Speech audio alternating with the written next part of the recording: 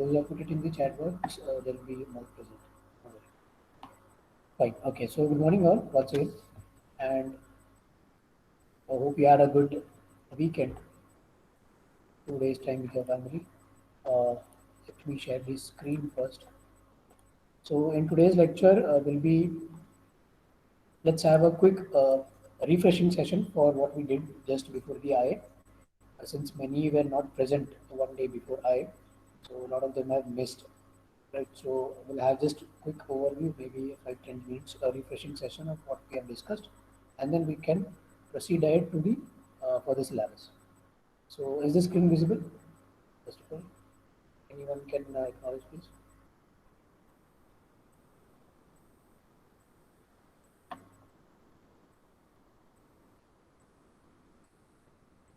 Is the screen visible?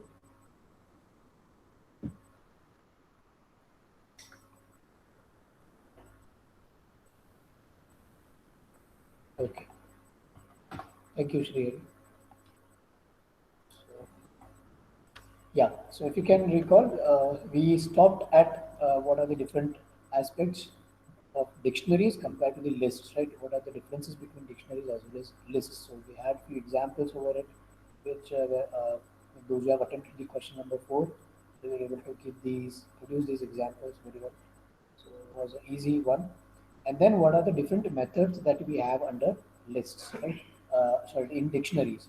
We had few methods in the lists as well as when we talked about the dictionary. We also had few methods which can be used when we are handling the dictionaries, right? Then we had few simple examples how to retrieve a particular item. Item is nothing but a pair of key as well as a value, right? Whatever the key is assigned and the value, appropriate value to it, can be called as a key.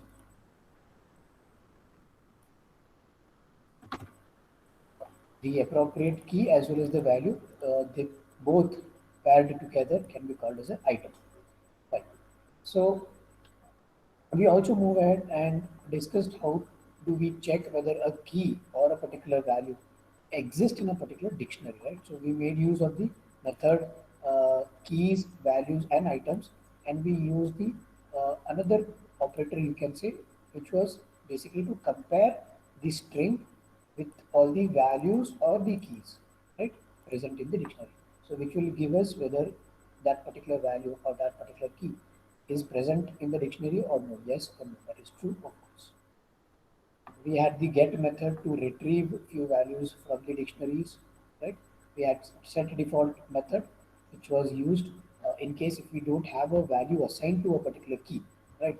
So in that case, what is the by default set value to be defined, right? We saw a few examples of that, as well as we did a program, if you can recall, wherein we took a message, a whole message, right, and we counted each and every character of it, right?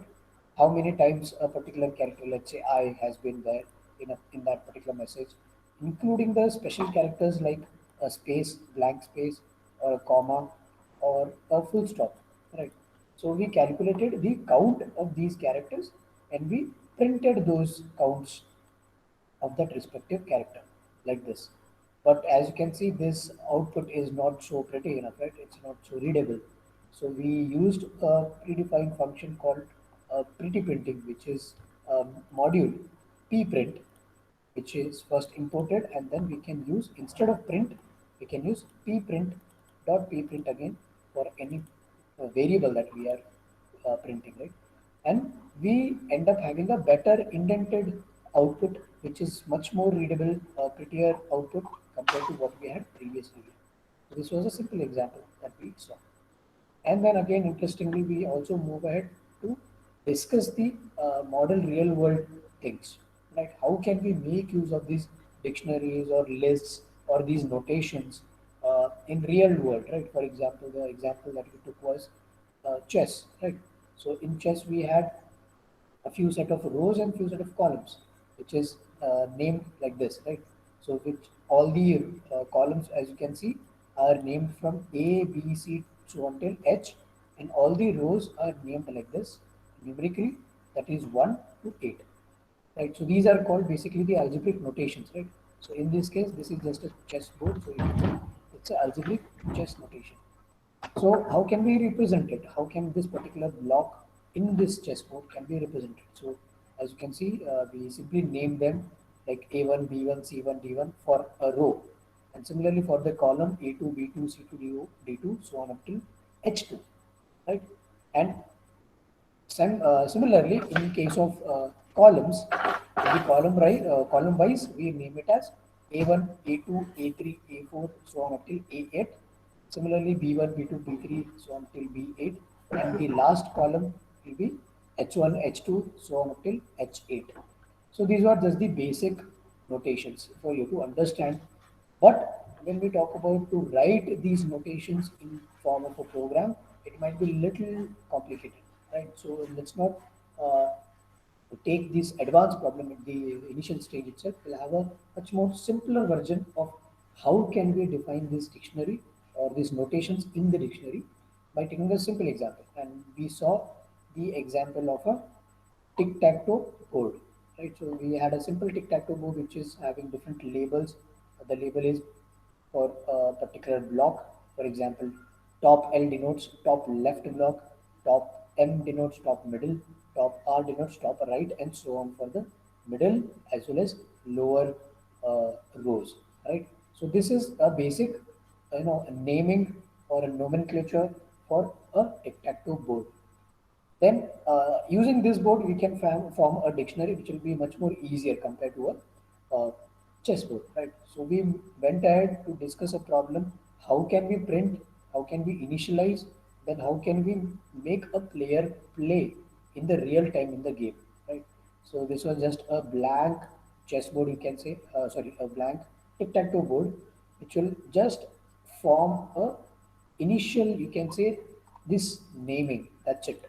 It will not even print this whole board, it will just form this labeling part of the tic-tac-toe board. So we have just initialized this with a blank, a null value, you can say. So this is a simple structure, you can say, a simple data structure of initial state of a tic-tac-toe board. Then we went ahead to actually draw this hash-like structure for the tic-tac-toe board, which is just an empty structure, right? So what we did in our previous program using this, we just printed the, a simple pipes, you can say, or simple hash pipes which were in a structure of a hash, which eventually printed a big hash like structure. So basic, I think I don't have to explain the game, this particular game to you. Most of you, I think all of you must be familiar with this game, also called as EXO game, right?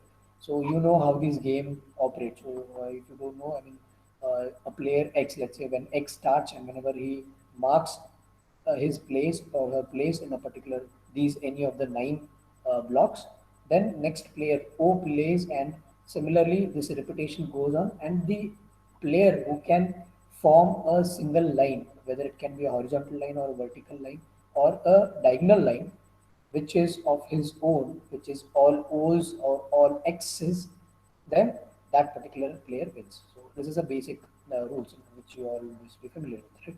So let's say when a player X marks his or her location in the state initial state of the board, then when O plays, then again X plays, O plays, and similarly, when we encounter a situation wherein let's say one player has successfully marked all his notation in horizontally or vertically or diagonally straight line, then we can say that player has won. So here you can clearly see that the player O has won the game.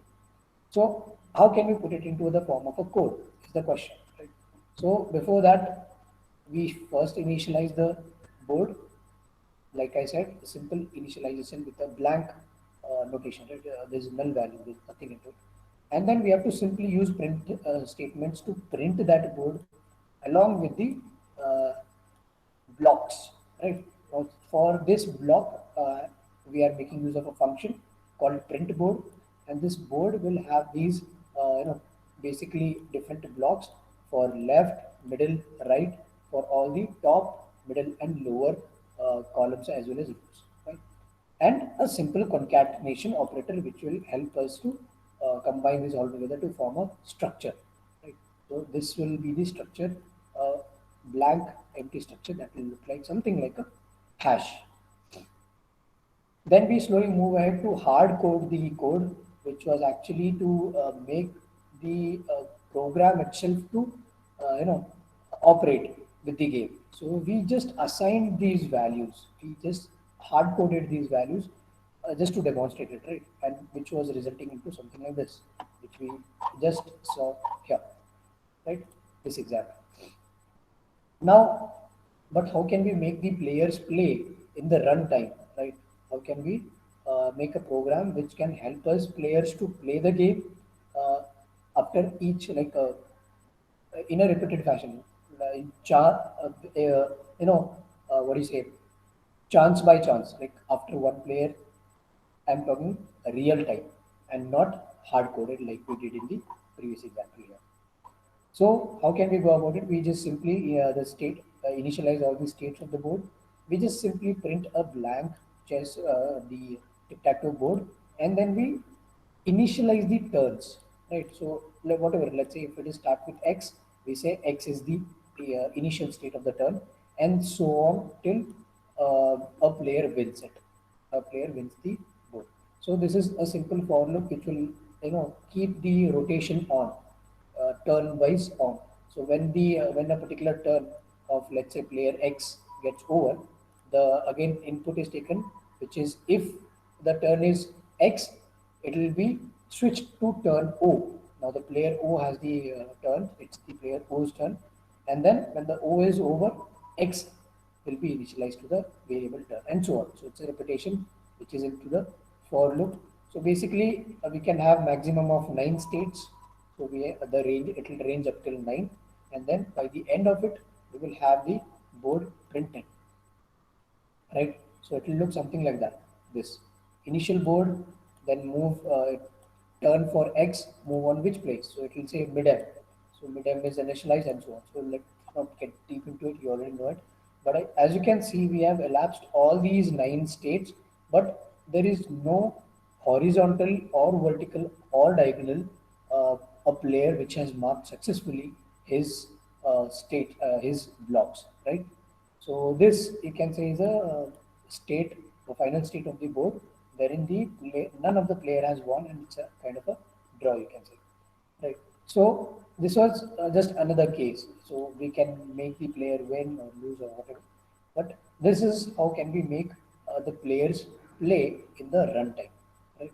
By taking the input values. Then we move ahead to discuss the nested dictionaries and lists. So nested, you all know, a dictionary, whole dictionary will have another dictionary inside it. Will be a nested dictionary, right? So for example, here this whole thing is one dictionary. This whole thing, right? So inside this dictionary we have another dictionary, which is this is one sub dictionary you can call. This is second sub dictionary, and this is again third sub dictionary, right? Right up to this, right? And this whole thing is our main dictionary. So we had an example of this wherein people, few guys, friends were going for a picnic and they're carrying some, some of the like eatables and some other accessories like cups and all. And basically, we are counting the number of total items bought by all the guests for a particular exactly for one item. For let's say for apples, so how many people are bringing apples? So Alice is bringing 5 apples, Bob is bringing 2 apples. So ultimately, these two will be added. 5 and 2 will be added, and eventually we will have the total count as 7. So the whole motive here is to how can we retrieve those values from these sub dictionaries and the overall dictionary, the whole big dictionary. Right. So we saw this example and we were able to calculate the total number of items individually. Fine. So I think this is where we stopped. And since this lecture was not recorded because of the technical problem, so that was the reason I little bit went into more depth, and so that this thing will be there in our YouTube channel recorded for you later. Fine. So Our main area of focus for today's lecture will be our next part of this syllabus, that is manipulating strings. Right.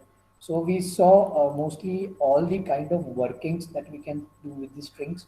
How can we operate? How can we work with the strings? Right. Whether it is alphanumerical or only characters or all the characters or all the numbers. So we have different types of strings. Then we incorporated those strings into the lists. We went ahead to discuss the tuples. Then we discussed the strings in the dictionaries as well, and nested dictionaries and so on. So we know basically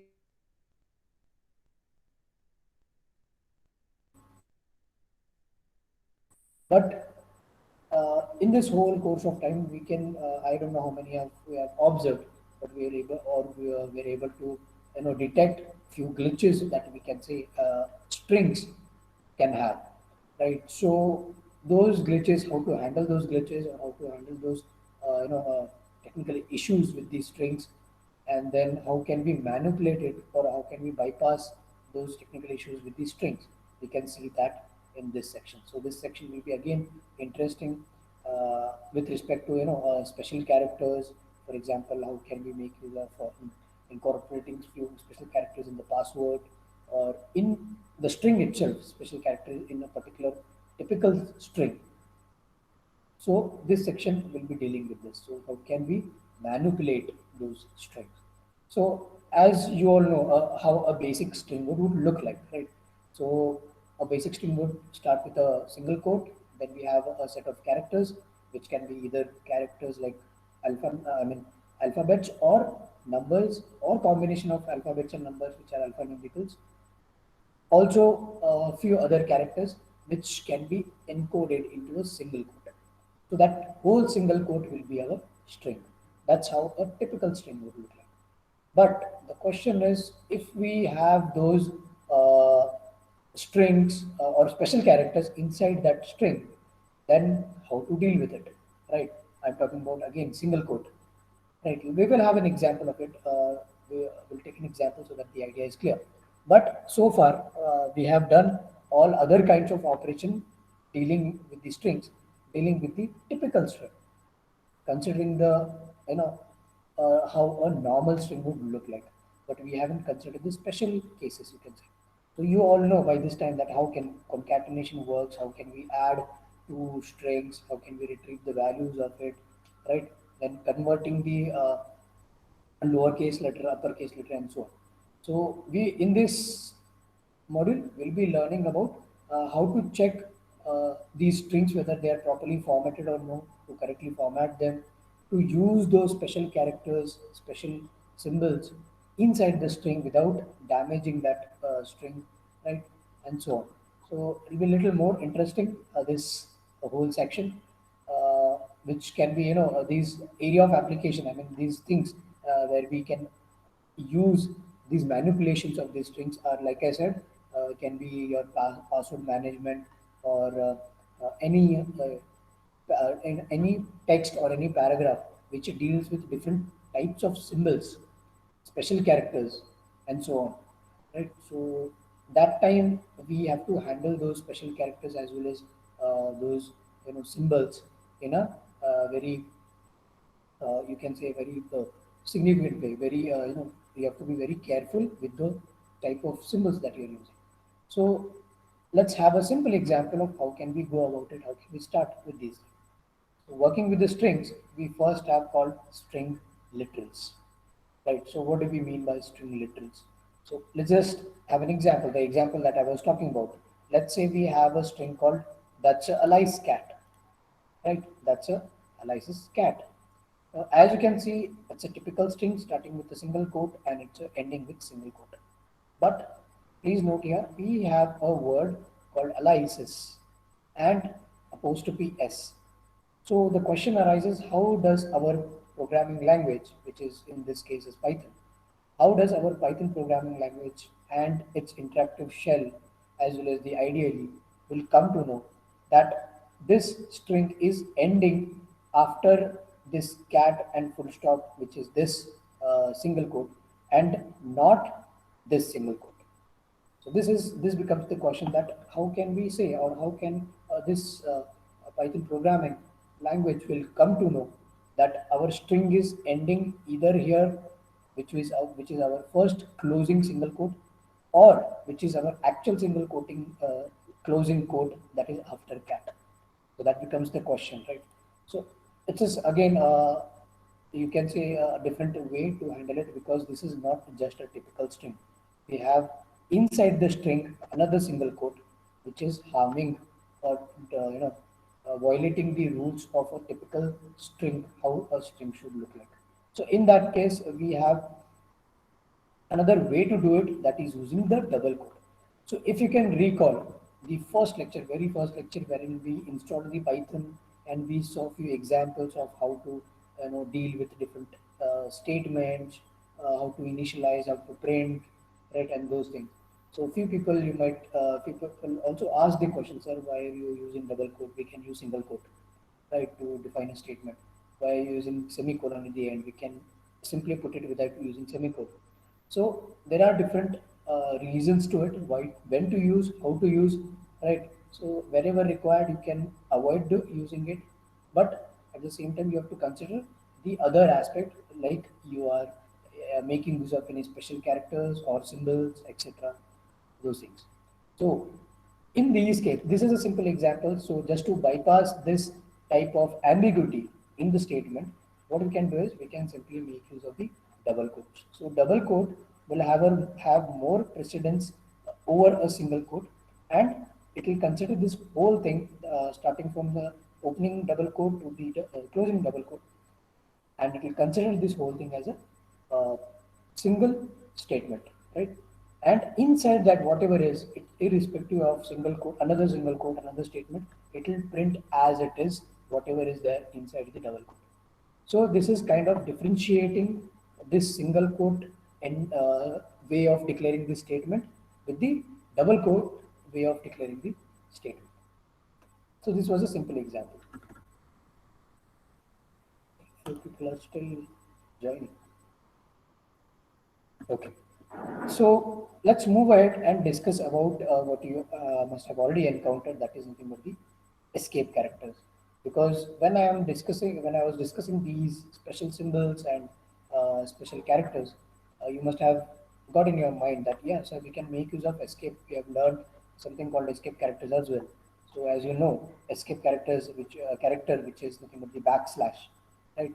So for defining any special operation, kind of any special character in our original statement, we make use of this backslash. So examples you must have already encountered, like backslash n, right, which is usually referred to for the before I tell you, let me can I know from you backslash n, what is that used for?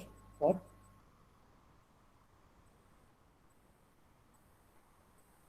anybody? We use backslash n for what? New line, very good. So Srihari Vaidya, thank you. Like he said, backslash n is used for a new line. So n denotes that new line. So likewise, we have different example. Another example can be backslash t, if you can recall. It was used to give a tab, right? I hope you can recall your basics from OOPS, object-oriented programming. Right. So backslash t, backslash n, and so on. We have many different examples to it. But the point is, we can have this escape character in case we want to denote those special cases, right? So let's have a simple example. So what it actually does it, what that backslash does it allows us to use those characters. For example, that new line character, or this, you take the same example, right? That is Eliza's cat. So in this case, we have this single quote here, which is apostrophe s. So it's a special character again. So the backslash character, the backslash, which is an escape character, it allows us to use that character itself, which is otherwise not possible. We cannot use it otherwise in a simple, typical statements, right, into a string like this string. So that is the whole motive of the escape character. So as the name suggests, it's an escape character. So here is another example. Let's say this say hi to Bob's mother. So another here also we have a apostrophe s. So in order to make the Python understand that this single quote and this single quote is different, this single quote is apostrophe s and not actually the end of the statement. So in order to make the Python understand that, we are making use of the escape character backslash, which will help us print the whole statement as it is. Right. So I think this can be the simplest way of explaining. It cannot be made much more simple, and I believe uh, you must have understood what I want to convey here. So these are the examples that I was talking about. So single quote, like we saw, there is also double quote, and then slash t tab slash n for new line, or also known as line break. And then we have double backslash. This is again interesting example wherein backslash will be used to print. Let's say when you have a statement or a string, in that string itself you want to print a backslash, right? So how can we do that? That becomes a question again, right? So we have to use one more backslash, because that will act as one backslash will act as a escape character to another character, which is a backslash itself. So in that case, double backslash will be handy. So this is another interesting example, double backslash as a escape character. So here is a simple, very simple example again. Hello there, how are you? I'm doing fine. So here, as you can see, there are a lot of special characters like exclamation mark, question mark, apostrophe m, full stop, and so on.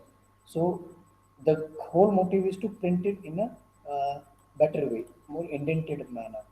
So again, backslash n, we have to use backslash n here, and wherever apostrophe, we have to use backslash m, backslash that single quote again, and so on. So I hope the point is clear by now.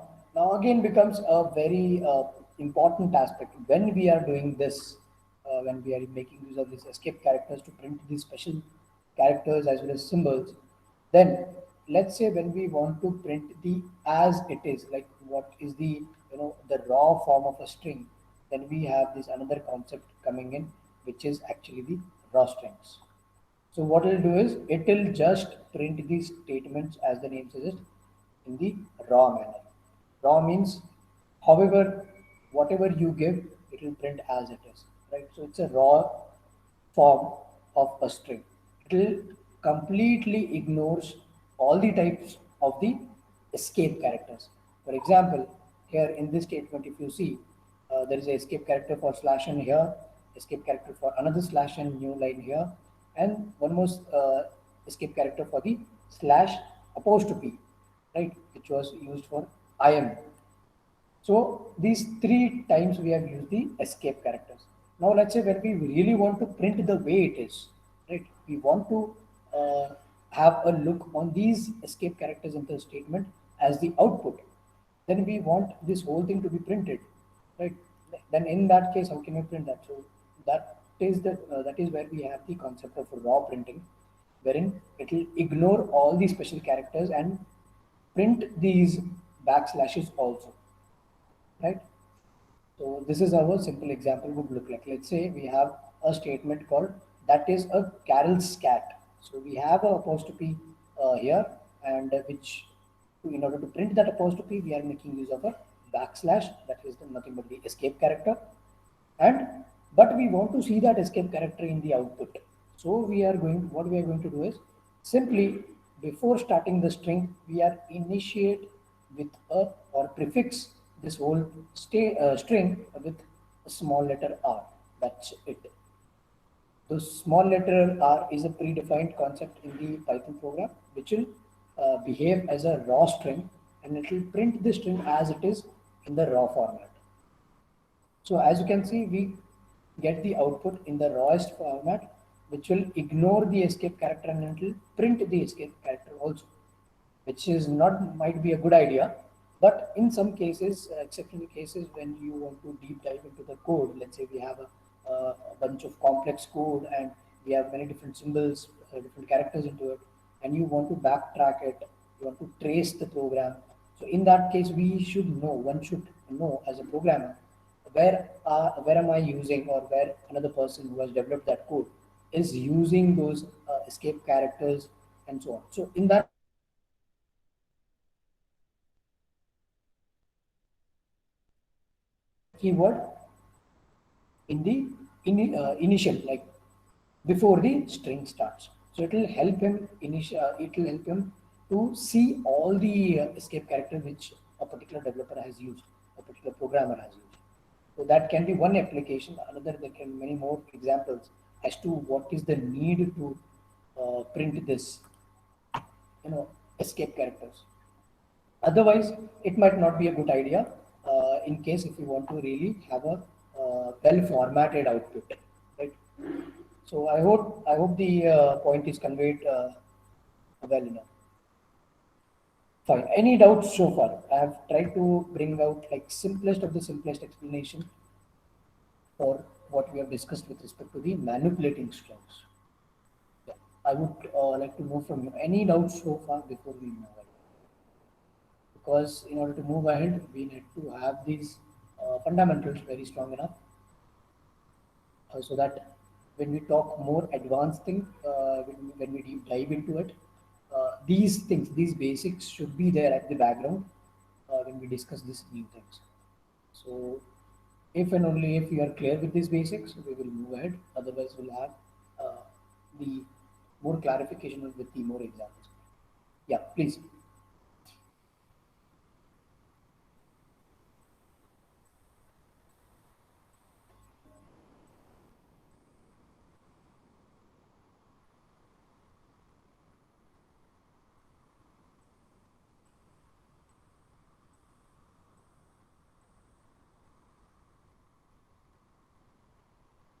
Are you guys just physically present or mentally also present?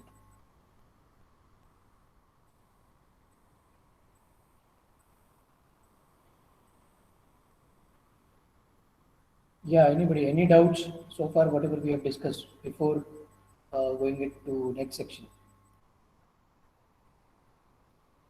No doubts, no doubts, no doubts. Okay,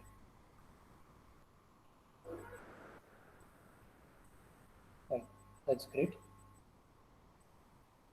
So I've tried to cut down the explanation as simpler as that and as simple as possible. So I hope there shouldn't be really there shouldn't be any doubt. But still, if you have, you can stop me anytime in between the explanation, and we can revisit that particular concept once again. Not a problem. Fine. So if there are no doubts, let's move ahead and let's advance with the concept of understanding what is multi-line strings with triple quote. Now, as the name suggests, it's a multi-line strings, right? And not just an ordinary string which we used to define in a inline or single line, right? So here we have, let's say we have to deal with a project, and we have a lot of text into that project. By project, I mean a code project. We have a bunch of code, really a complex code. Let's say an example of a airline data. So we have a lot of code into it, and every code before a proper section of a code start, we have a lot of text explaining what that code does. So in that case, there will be a lot of lines, many strings, many special characters, different symbols, and a lot other things. Not in just one line. It definitely cannot be happening in just one line. It will be a different paragraphs, different lines, multiple lines. So in that case, how can we make the text look much more better? How can we make use of those paragraphs or those multiple lines into the code, right? So I hope you're understanding what I'm trying to say here. I hope you're connected to what I'm saying, right? So in that case, how to deal with those multiple lines, right? So we have this concept of this triple quotes. So triple quotes will act as a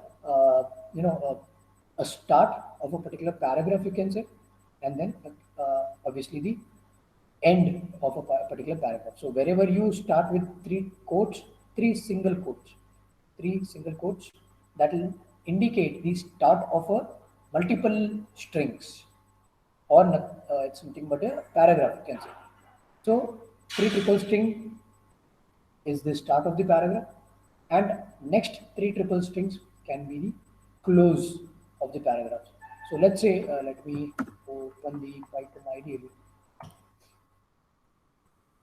So let's have this example once again.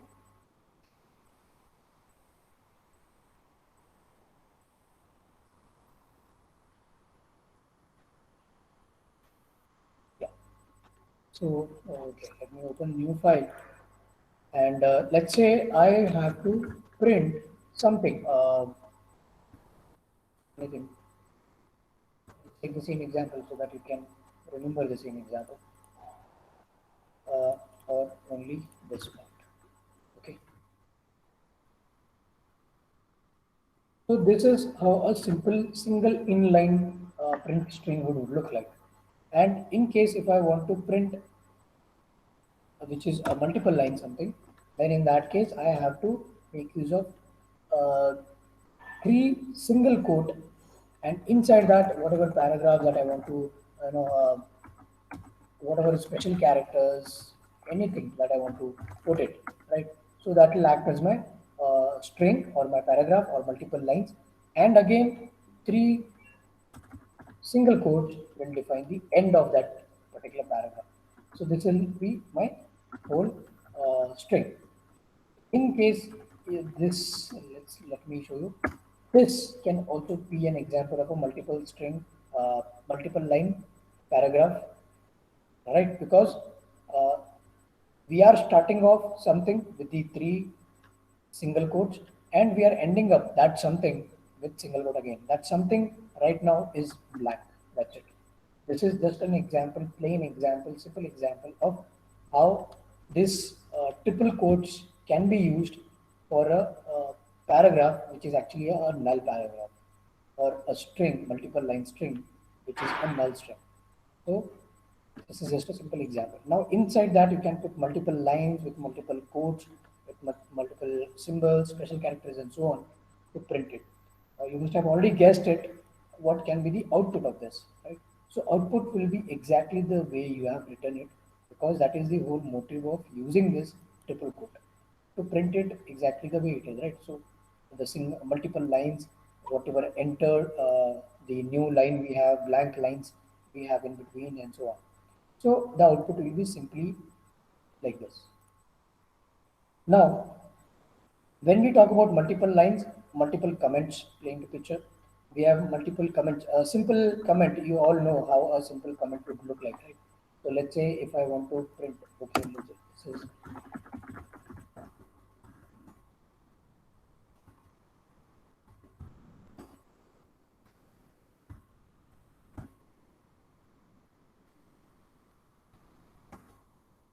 right. So I have a statement, just one statement, okay, using this.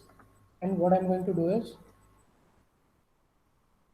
let's say, comment it. So you must have be already aware that in Python we use this hash, single hash, which will comment, and you can see the difference here.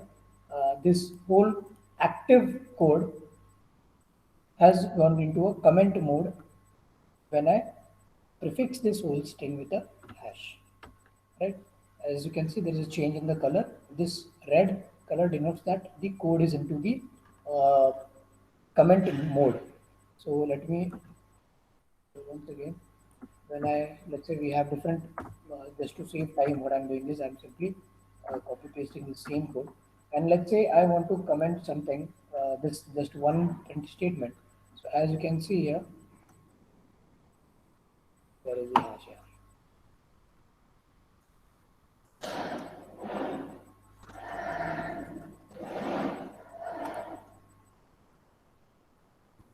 You can see the change in the color. So this is the active code, second line, and third line is the active code, which will be executed, and this will be the just the command line which is not be executed, might be there for the reference. So here let's say I want to comment it like this, printing, that's it. Okay. So this was how we usually do, right? So what in case we want to do it multiple lines, right? So another one method can be just prefix all the statement with the hash, right? Then when we have, let's say, 100, let's say we have a program, a code, a Python file, which has some thousand lines of codes. Out of those thousand lines of codes, we have to comment around 200 lines of code. So for every those 200 lines which you want to comment, you have to use this special character hash to comment that particular line individually. But how can we do it if we know that a section of those which we want to comment out of whole thousand lines of code? Right. I hope you got the example that I'm taking. We have a Python program file which has let's say 1,000 lines of code. Out of those total 1,000 lines, we have to comment 200 lines. Okay, this is just an example that I'm giving. Let's say we have to comment 200 lines of code at different locations in the whole program. Let's say we have initial 5 lines of code comment which we have to comment. Then we have around 20 lines which we have to comment, and so on. Let's say 15 more lines to comment. So total lines we have to comment is 200 lines. So in that case, it's not feasible to go reach that those 200 lines individually and prefix all those lines with hash symbol in order to make it commented. Just to take simple example, let me take this same example. I have these many lines. This is simple code, right? And let me say that this is my code. This is my whole program, you can say, and I want to comment few lines. So it is simply not feasible when we talk about bigger files to reach out to all the 200 lines to comment them manually. So there might be few cases wherein we have set of lines which can be commented in single code. So let's say I want to comment right from here till here. This whole thing I want to comment. So instead of going reaching every line, what we can use is we can make use of multiple line comment. And how it is? It is instead of hash, we simply make use of three double quotes. Now don't confuse between three single quotes and three double quotes. Three single quotes are used to give the multiple line strings or multiple line, you can say a paragraph if you want to print a paragraph. But multiple line double quotes will help us print or comment those codes. So as you can see, my whole program right from here to here, I've purposefully used the same statement so that you can make out the difference here. This whole thing have turned into a all green text, right, which denotes this everything is commented, right?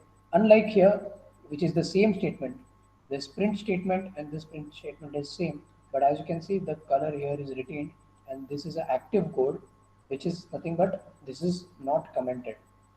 So this is my actual program, and this is my just commented program, right? So I hope you got it. How a multiple line can be commented, how a multiple line can be printed, which has some other characters, special characters like this. So I hope these two examples are clear.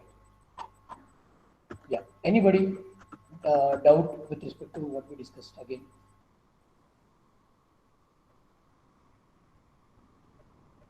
Yeah. Somebody has unmuted the mic. Any doubts that you want to ask?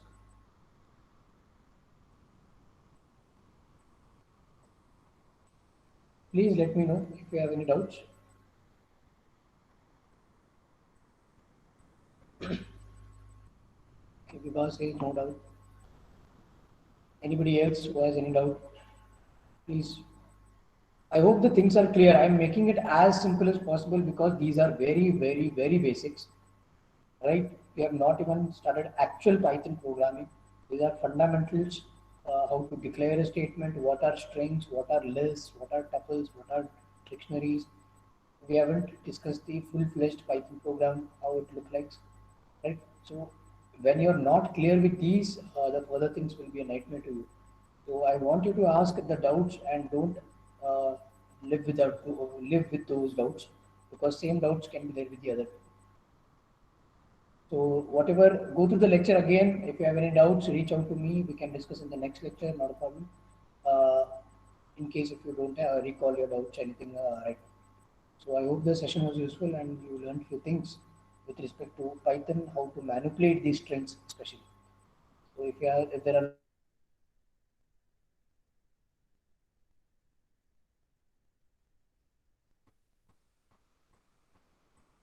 you can leave the lecture room.